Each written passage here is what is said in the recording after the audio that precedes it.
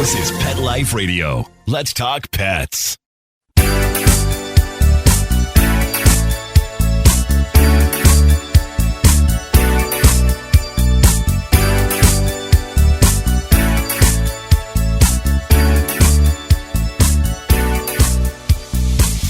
Hello, this is Deb Wolfe, which means you're listening to Animal Party on Pet Life Radio. And I've got something to tell you all about the best beach in the universe, Wreck Beach. If you go to Wreck Beach, you can swim with seals. For real. Yes, you can't touch them because they're wild and they don't want to be touched. But they will come really close to you and they will interact with you. If you could stand the cold, I mean, it's been hot here, 30 degrees, 90, and the water, if you wait till the tide comes in over the hot sand, it's pretty warm, but it's still the Pacific Ocean in Canada. So you have to be prepared to be a swimmer because the seals, well, they got lots of fat. They'll hang out there all day. And it's really, really tempting to swim with the seals at Wreck Beach in Vancouver, British Columbia, Canada. So I wanted to let you know about that. If you're coming here, make sure you check out Wreck Beach. It is a clothing optional beach. It is also a beach that is set apart from the city by the university and an enormous forest. So you have to be able to hike up a trail that is maybe 900 steps or so and quite steep. It's not for everybody. But if you're a hiker, biker, adventurer kind of person, then it is so worth it. You hike down to this beach and it is a world within. It's cut off from everything. So there's people there dressed. There's people there not dressed.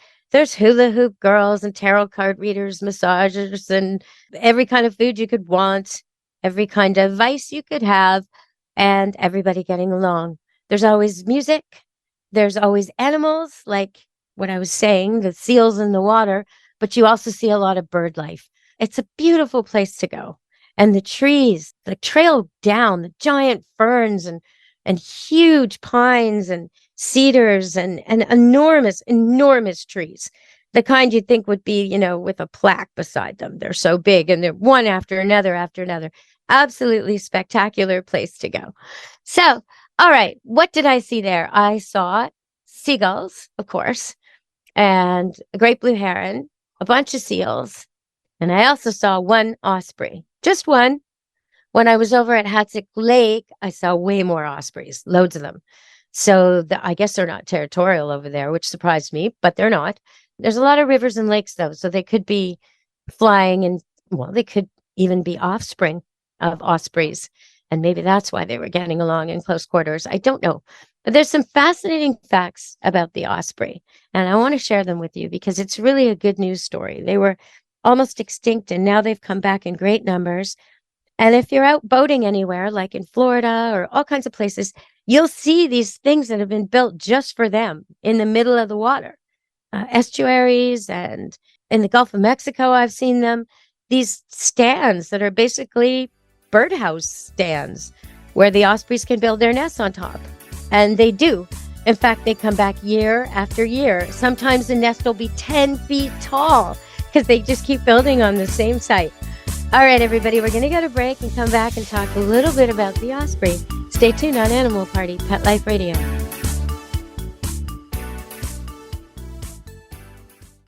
Take a bite out of your competition. Advertise your business with an ad in Pet Life Radio podcasts and radio shows. There is no other pet-related media that is as large and reaches more pet parents and pet lovers than Pet Life Radio. With over 7 million monthly listeners, Pet Life Radio podcasts are available on all major podcast platforms. And our live radio stream goes out to over 250 million subscribers on iHeartRadio, Odyssey, TuneIn, and other streaming apps. For more information on how you can advertise on the #1 pet podcast and radio network, visit PetLifeRadio.com/advertise today. Let's Talk Pets on PetLifeRadio.com.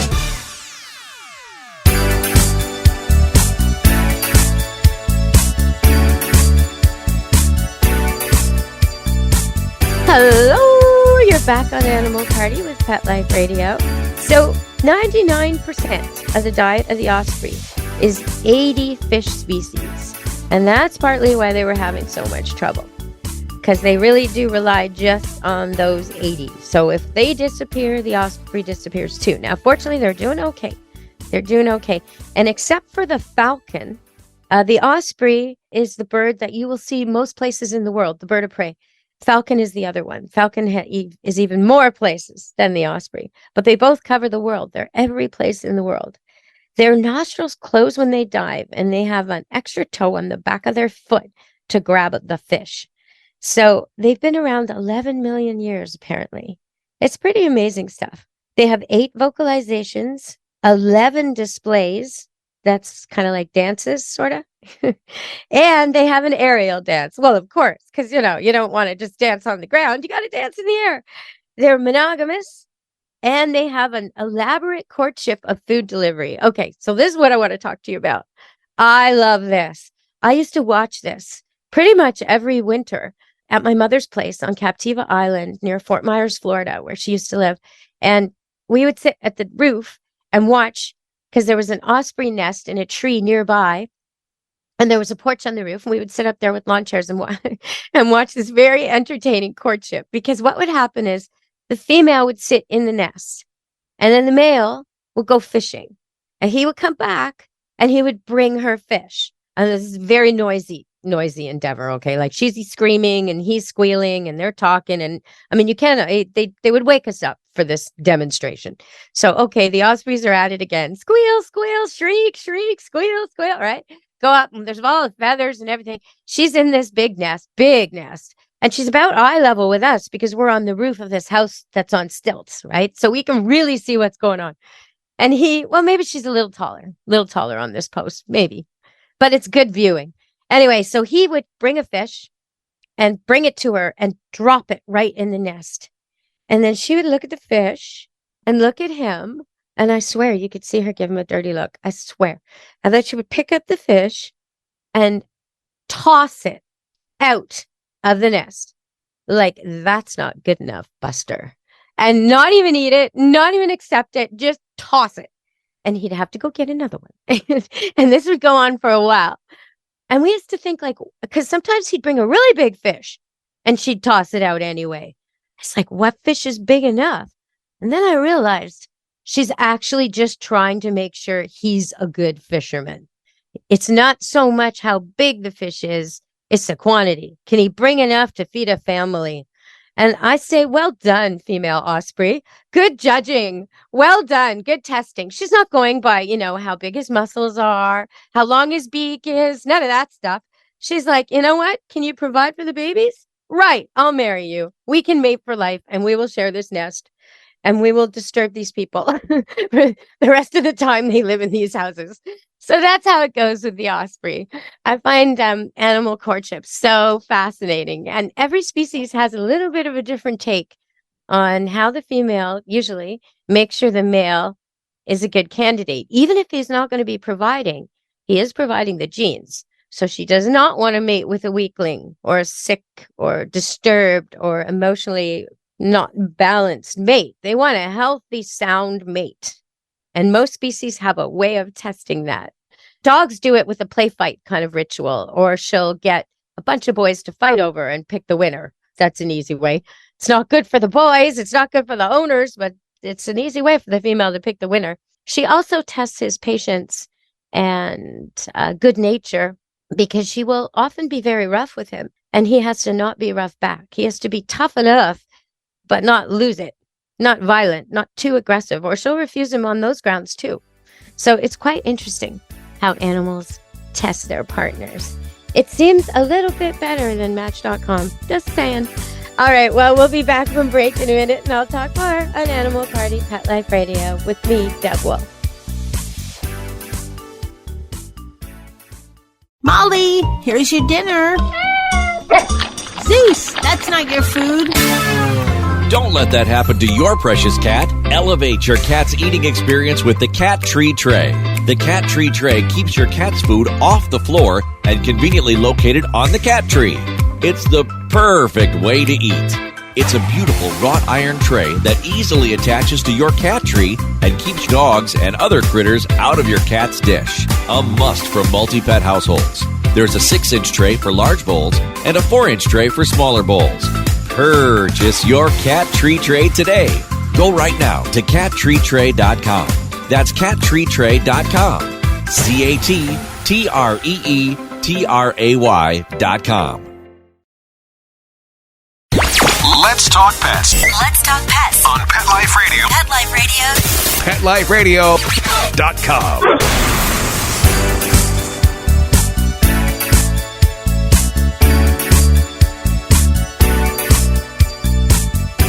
Hello! You're back on Animal Party, Pet Life Radio, with me, Deb Wolfe. And I got a couple things I want to clear up. I recently did a video and talked a lot about a dog who had a stroke, Penny. And I'm going to be talking with Dr. Jory the next time he's on the air about this, because there's something called canine idiopathic vestibular disease. And it's something that happens to old dogs. And it mimics the symptoms of strokes. And it goes away. And it is very possible that that's what Penny had instead of a stroke. Very difficult to tell. So I will be talking to Dr. Jory on a future episode about that and trying to get the information. But any which way, if your dog is exhibiting these signs, you should get to a vet, because you want to know and you want to treat it and you want to get the best care you can. All right. So there was a cougar in Whistler. Yeah, a cougar. And 10 to 15 minutes, he was stalking a person. Then he attacked the back tire of that person's vehicle. Not a bike, but an actual vehicle. So that Alpine neighborhood was closed for 7 days, all the trails. And I got to ask, how do you know 7 days is enough? Is 7 days enough? By closing the trail, do you just tell the cougar that's its turf and then it encroaches further? I mean, if you keep people out of the area the cougar is claiming, is it then just, it doesn't sound, to me, it sounds like it's a job for dogs. If a cougar is encroaching on areas you don't want cougars that are close to town, why wouldn't you hire someone with trained dogs to move the cougar out, as opposed to closing down the trail and making the cougar feel right at home? So that's what I want to put to the Whistler residents.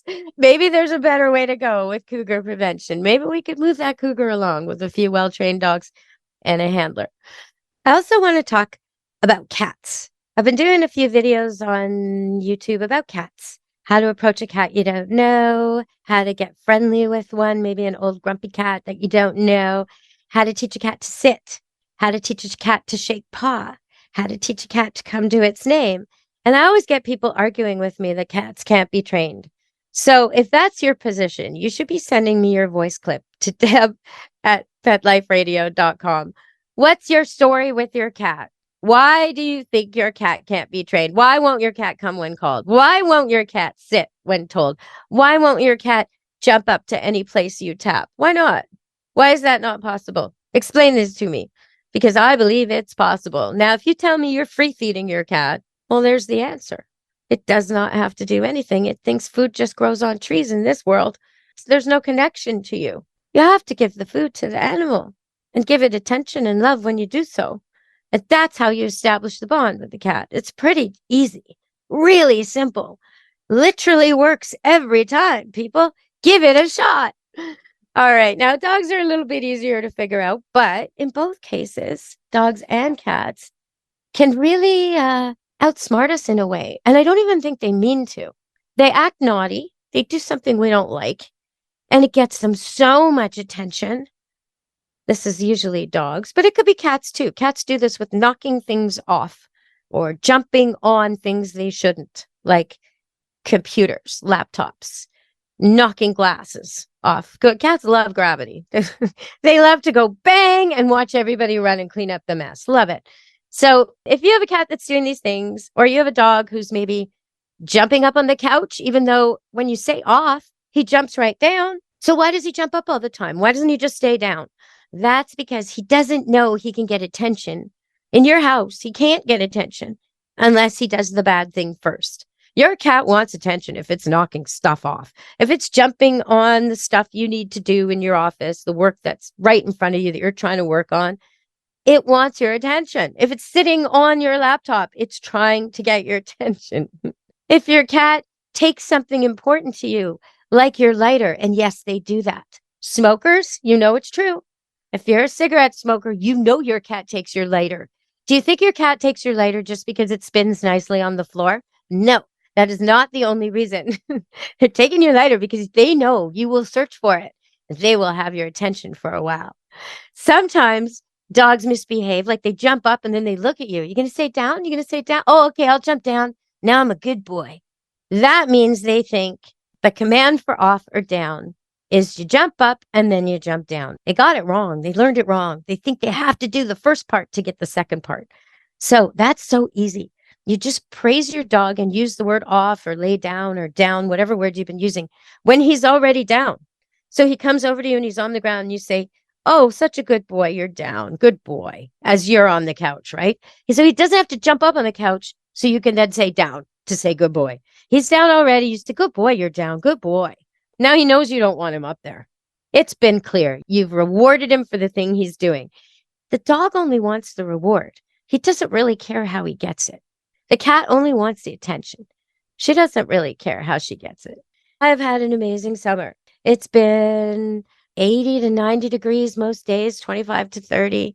For those of you in Canada who are younger and don't know Fahrenheit, those of you who are older, you get Fahrenheit. You know what I'm talking about already. So yes, we've had a beautiful, sunny, hot summer. Only one day of rain in probably 6 weeks, and then it's raining now.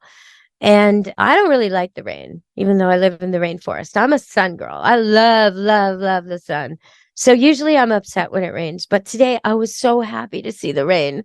Yes, so happy because there are forest fires all over the place. There's so many in BC. I don't think we've ever had a season like this. And there's been a lot of smoke in the air, which makes me cough, especially when I do radio shows.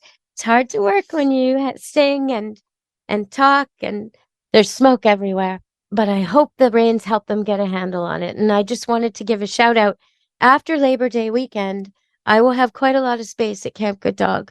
And if anybody out there is being displaced by the fires and needs long-term boarding, I'm happy to do discounted rates or look into helping you out in some way. If you've been displaced by the fire and you need a place for your dog, please let us know at Camp Good Dog. So I really want to help you out in some way, and I can probably connect you to other people or figure out something. So let me know. There's a lot of animals being displaced by these fires, a lot of trees burning. And one thing that's come up lately that I didn't know about before is that when they clear cut and they replant, it makes you feel good. You see the signs and it says for every tree cut, 3 are planted. Oh, well, that sounds good. Good math. 1, 3. Awesome. Future will be great. Except they're oftentimes logging trees and eliminating trees that are pretty fire resistant. And then they're spreading pesticide everywhere that they don't plant the new trees they want, which are not fire resistant. And so instead of the forest having loads of trees that are fire resistant, it's a new forest that's ready to go up in flames. And that's a big problem for me. The pesticides are a problem because you're eliminating what nature would do to try and compensate for your massive 3-to-1 change in species that you're decided to do willy-nilly, not thinking about the future and the fires. I mean, maybe we should be going right back. If you took this kind of tree out, you have to plant that kind of tree. That's it. And no pesticides. And 3-to-1. Absolutely. Keep it like that because you're logging enormous trees. So I think we got to get on that. We got to be smarter about how we lobby and how we think about this because the forests that are fire resistant are disappearing and being replaced by enormous forests that are just like matchsticks. And that does not make sense for our future. It doesn't make sense for all the animals that live there and all the people and the pets that live there. So we've really got to get a handle on this. Okay, so if you've got a question for me, please send it to deb@petliferadio.com. And if anybody out there knows anybody on the cast of My Big Fat Fabulous Life, I would love to talk to them on air about Goosey and perhaps Waldo. Because, I'm sure they've got questions. I've been watching, And that Goosey, she's a salad stealer. She's a standard poodle who was visiting seniors' homes and stealing salads. Not good. But she is also extremely trainable. I can see from the footage where Waldo's being trained that Goosey wants to be trained. Goosey's a good girl, but Waldo will be too. So hopefully someone will connect me up with them. And if anybody's got a connection to Keanu Reeves, I've seen his Facebook posts. He seems to love pets, and I would love to interview him on my show. Whatever he wants to talk about, he could talk about that. Absolutely. So please send your contacts to me at deb@petliferadio.com, and I will definitely have him on my show. All right, everybody. Until next time, from me, Deb Wolfe, and Animal Party and Pet Life Radio. Be good, dear animals. Let's Talk Pets every week on demand, only on PetLifeRadio.com.